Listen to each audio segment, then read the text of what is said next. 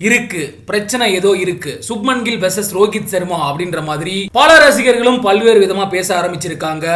சுப்மன் கில் இந்தியாவுக்கு திரும்ப இருக்காரு அப்படின்ற தகவல்களும் வெளியாகி இருக்கு. ஓகே, என்ன நடந்திருக்கு அப்படின்றத பத்தி டீடைல்டா பார்க்கலாம்.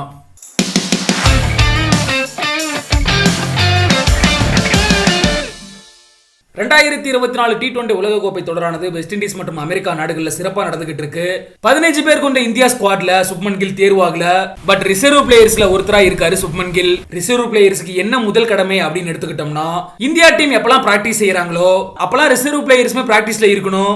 இந்தியா ஸ்குவாட்ல இருக்கக்கூடிய பிளேயர்ஸ்க்கு பிராக்டிஸ்ல ரிசர்வ் பிளேயர்ஸ் உதவியா இருக்கணும். ஏன்னா இந்த T20 உலகக்கோப்பை தொடரானது ரொம்ப பெருசு அப்படிங்கிறதுனால இந்த தொடர் நடக்கும் போது ஸ்குவாட்ல இருக்கக்கூடிய ஏதாவது பிளேயருக்கு காயமாகிருச்சு அப்படின்னா அந்த ஒரு பிளேயர் அணில இருந்து நீக்கிட்டு ரிசர்வ் பிளேயர்ஸ்ல இருந்து ஒரு பிளேயரை தான் உள்ள கொண்டு வர முடியும். இப்போதைக்கு இந்திய அணியை பொறுத்தளவுக்கு லீக் ஸ்டேஜ்ல சிறப்பா விளையாடி இருக்காங்க. மொத்தமா 4 லீக் போட்டியில முடிவுக்கு வந்திருக்கு. 3 போட்டியில இந்திய அணி அபார வெற்றியை பதிவு பண்ணாங்க. கனடாவுக்கு எதிரான ஒரு போட்டி மட்டும் மழையால பாதிக்கப்பட்டிருக்கு. இந்திய அணி சூப்பர் 8 சுற்றுக்கு முன்னேறி இருக்காங்க. இந்த நிலையில தான் இந்திய அணியின் துவக்க வீரரான சுப்மன் கில் மற்றும் வேகப்பந்து வீச்சாளரான ஆவேஸ் கான் இவங்க 2 பேருமே அமெரிக்காவில் இருந்து இந்தியாவுக்கு திருப்பி அனுப்ப பிசிசிஐ முடிவு செஞ்சிருக்காங்க. என்ன காரணத்தினால இந்த நடவடிக்கை எடுக்கப்பட்டிருக்கு அப்படின்ற கேள்விதான் ரசிகர்கள் மத்தியில் அதிகமாகி இருக்கு. ஆனா சுப்மன் கில் மேல ஏகப்பட்ட புகார்கள் சொல்லப்படுது. சுப்மன் கில் சரியா நெட் பிராக்டிஸ்ல பங்கேற்கல அப்படின்னு சொல்றாங்க.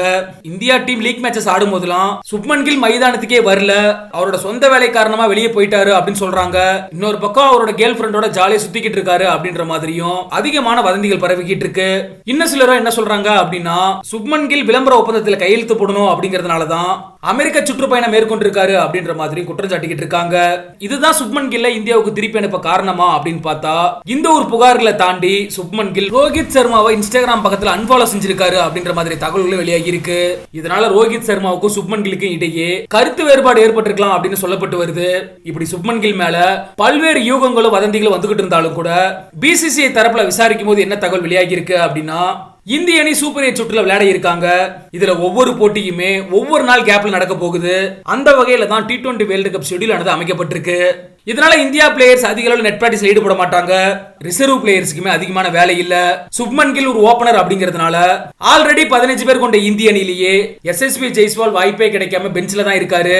ஒருவேளை ஏதாவது ஒரு பிளேயர் காயம் ஏற்பட்டாலும் கூட கண்டிப்பா அந்த ஒரு இடத்துக்கு எஸ்எஸ்வி ஜெய்ஸ்வால் தான் கொண்டு வருவாங்க. அதே மாதிரி ஃபாஸ்ட் பவுலரான ஆவேஸ் கானை ஏன் திருப்பி அனுப்புறாங்க அப்படின்னா, மாற்று வேகப்பந்து வீச்சாளரா கலீல் அகமது இருக்காரு அப்படிங்கறத சுட்டி காட்டி இருக்காங்க. இந்தியா பிளேயர்ஸ்ல நெட் பிராக்டிஸ்க்கே போகல அப்படின்ற பட்சத்துல மாற்று வீரர்களை தேவையே இல்லாம வச்சிட்டு இருக்கிறதுல அர்த்தமே இல்ல அப்படிங்கிறதுனால தான் இவங்க 2 பேத்தையுமே இந்தியாவுக்கு திருப்பி அனுப்ப பிசிசிஐ முடிவு செஞ்சிருக்காங்க. அத்தோட மட்டும் இல்லாம சுப்மன் கில் மேல வந்துகிட்டு இருக்கக்கூடிய வதந்தியானது முற்றிலுமா போய் அப்படிங்கிறதும் உறுதியாகி இருக்கு.